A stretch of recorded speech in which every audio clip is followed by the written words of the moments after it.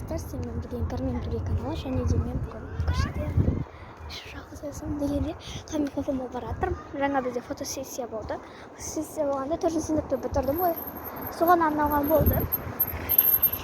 Поэтому қазір бара жатырмық. Не жаққа қарай, базар жаққа қарай баратырмын. Көрсетемін сізге. Достар, бұл пулдар маған апай берді.